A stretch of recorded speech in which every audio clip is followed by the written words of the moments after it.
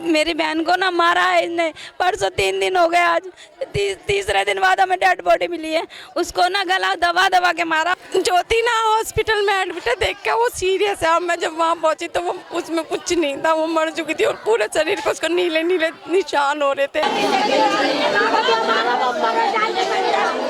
नमस्कार, मैं नमिता चौहान और आप देख रहे हैं एनसीआर समाचार। इस वक्त हम मौजूद है संगम विहार बुद्ध बाजार गली नंबर 12 में और यहाँ पर मैं आपको बता दूं कि 1 साल पहले ही लड़की की शादी हुई थी, जैसा कि बताया जा रहा है, और अचानक से उसके मौत की खबर मिलती है। तो आखिर ऐसा क्यों हुआ और क्या ये सब पहले से चल रहा था, इसके पीछे की वजह क्या है, वो परिवार से बात करके जानने की कोशिश करते हैं। आप बताइए, आप कौन है? मैं उसकी बड़ी सिस्टर हूँ। मेरी बहन को ना मारा है इसने। परसों 3 दिन हो गए, आज तीसरे दिन बाद हमें डेड बॉडी मिली है। उसको ना गला दबा दबा के मारा। किसने मारा? किसने मारा? उसके पति ने मारा है, उसकी सास ने मारा है, पूरे घर ने मारा है। और तीनों बहनों हैं, तीनों बहनों ही है, सब हैं, सब ने मारा है। और सास ससुर सब ने मारा है उसको, और गला दबा के कमरे में बंद करके ताला लगा के मारा है। और किसी पड़ोसी से बात भी नहीं करने दी है। वो अपने पड़ोसियों से बात कर, सारे पड़ोसी गवाह खुद दे रहे हैं। और वो बोल रहे थे पड़ोसी कि इसको बाहर निकालो, तब भी नहीं निकाल रही है ये। और मार दिया उनको, उसको मार के जब खत्म कर दिया तब जाके अस्पताल में भर्ती कर दिया इसने। मेरी बहन की ज्योति नाम है, ज्योति नाम है, और 21 साल की है, अभी 21 साल की। आप कुछ बता रहे हैं? मैं ये बता रहा हूँ, 15 दिन से उसको टॉर्चर करे जा रहे हैं। हमें फ़ोन मारने के बाद हॉस्पिटल ले गए, मारने के बाद खा पी के अपना खाना पीना खाया उन्होंने, उसके बाद हॉस्पिटल ले गए। हमारे को ये बताया गया था जीने से गिर गई है, आप लोग जल्दी आ जाइए।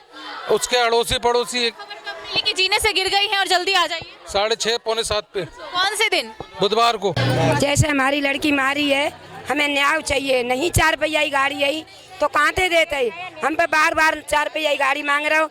लड़की जहीं मारी तो वो लड़की ने जो कही नहीं मैं माई भाई घर में जाऊंगी। मैया ने कही बेटा मन जाए। हमारी बहन कह रही थी मम्मी कमरा अलग दिलवा दो हमें, तो वो कह रही बेटा रुक जा, पापा को गांव से आ जाने दो, उसके बाद बात करेंगे आपसे। कब बोला आपकी बहन ने ये बात? कब बोली? बुधवार को 1:30-2 के बीच में। सारी रिकॉर्डिंग हमारे पास। नहीं दिया उसने भैया, दोस्त तक आने ही नहीं दिया, तो और कोई करने ही नहीं दिया, पहले ही मार दिया उसने। बहन भाई को नहीं मिली, बहन को नहीं मिली, किसी को नहीं मिली। वजह क्या रही होगी आप बता? मेरे पास फोन करा था मेरी बहन ने दोपहर को, बोला दीदी मेरे को बहुत परेशान कर रखा है, 10 दिन से मेरे को खाने पीने के लिए भी नहीं दिया है और मेरे को बहुत टॉर्चर कर रहे। मैंने कहा मैं काम पे हूँ, भी मैं घर जाऊंगी तब मैं तेरे से आराम से बात करूंगी। इतने में मेरे भाई का फोन आया, कह रहा है कि ज्योति ना हॉस्पिटल में एडमिट है, देख के वो सीरियस है। अब मैं जब वहाँ पहुंची तो वो उसमें कुछ नहीं था, वो मर चुकी थी और पूरे शरीर पर उसको नीले नीले निशान हो रहे थे। आप हॉस्पिटल गई थी देखने के लिए? आपका कहना है कि हॉस्पिटल जब वो गई तब तक वो खत्म हो चुकी थी? हाँ, मैं जब तक गई, जब तक वो कुछ नहीं था उसके अंदर, वो मर चुकी थी उस टाइम। कब हॉस्पिटल लेकर गए थे? मैं नहीं लेके गई, मैं तो गई थी, उसके हाथ घर वाले लेके गए होंगे, मुझे नहीं मालूम। मैं तो 8 बजे गई थी, सास लेके गई थी, उसका बेटा फरार था, उसकी सास लेके गई थी एम्बुलेंस में डाल के हॉस्पिटल। हमें फोन करते जीने से गिर गई है, जीने से नहीं गिरी थी, मरी हुई बॉडी को लेके गई थी हॉस्पिटल। पोस्टमार्टम रिपोर्ट में क्या बताया? अभी बताया नहीं हमें, कुछ बताया ही नहीं है। उसको ना कड़ी से कड़ी सजा मिलनी चाहिए, पूरे घर को एक को छूटना नहीं चाहिए, बस इतना चाहते हैं हम। हाँ, क्या उन लोगों की क्या डिमांड थी, क्या क्या मांग थी उन लोगों की? उनने गाड़ी मांगी मुँह पे 4 पहिया की और ये सीधी। अब मैंने की मेरे पास भी ना है, मेरा काम नहीं चला, मेरे बच्चों का काम नहीं चला, मैं दे दूंगी, अब नहीं दे पाऊंगी मैं, बस गाड़ी नहीं दे पाई है, बस वो सब कुछ दिया मैंने, फुल सामान बताइए। हाँ, फोन पे बात नहीं करने देते थे। हाँ, और ना फोन दिलवाया उसको। फोन हमने दिया था, वो भी वापस कर दिया था। फोन आप लोगों ने दिया था? तो वो भी वापस कर दिया था हमें। लड़की को मारते, मेरे से बात नहीं करने देते। मैंने दहेज के लिए गाड़ी मांगता था, 4 पहिए वाली गाड़ी लेके आओ, कहीं से भी लेके आओ। इसके वजह से आज मारा है, इसके वजह से मार दिया लड़की को। बेल्टोज मतलब किससे मारा, पूरा शरीर लाल रखा है बिल्कुल। इस हादसे के बारे में हमने देखा कि शाम को हम दीनदयाल हॉस्पिटल गए तो वहाँ पर पता चला कि अभी बॉडी नहीं मिलेगी। एसडीएम साहब आएंगे, एसडीएम साहब इस पर साइन करेंगे, तब इस बॉडी को हम देंगे।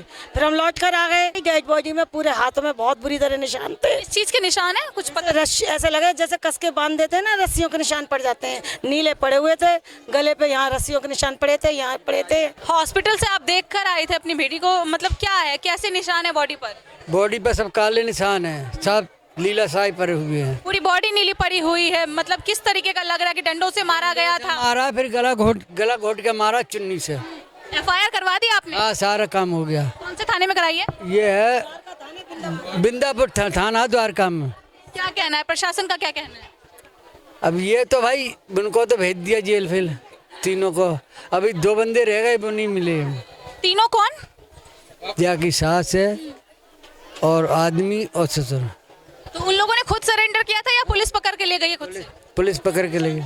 हाँ हाँ हाँ, पुलिस पकड़ के ले गई। पुलिस अपने आप खुद हाजिर हुए हैं, पैसे वैसे दे। आपका कहना है कि वो खुद ही थाने में चले गए ये बताने के लिए कि उन्होंने घूस पैसा देकर खुद थाने में हाजिर हो गए, मार नहीं पड़े। ऐसे देकर खुद थाने में इसलिए हाजिर हुए, पिटे ना वो, इसलिए बच गए हैं वो, नहीं तो बाहर होते तो उनका भुड़ता बन जाता। इतनी पब्लिक गई थी हमारे साथ। 2 बहनों यहीं दिल्ली में रहते हैं, वो दोनों लापता है।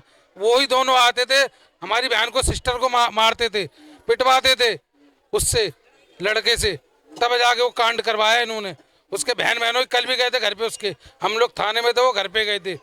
उधर पे गए, समझौता करवा के आए और पुलिस करे 1000 रुपये दे 1000-2000 रुपया दे के आते हैं। हम खर्चे पानी 1 रुपया कभी देता ना खर्चे को। और वहाँ ट्यूशन भी पढ़ाई, उसके भी ले लेता, 4000 रुपये ट्यूशन पढ़ाती वो भी ले लेता। जैसा कि आप लोगों ने अभी सुना कि पढ़ी लिखी लड़की थी और सारी चीजें करती थी। ऐसा नहीं था कि वो घर पर बैठने वालों में से थी, अच्छी खासी पढ़ी लिखी समझदार लड़की थी, पढ़ाती भी थी। और ऐसे में भी इस तरीके की हरकत होना बड़ी ही शर्मनाक बात है। आप क्या जानते हैं, जरा बताएंगे? मैं क्या जानता हूँ, ये इनको मार के उसके बाद में लेके गए हैं इंदिरा हॉस्पिटल में।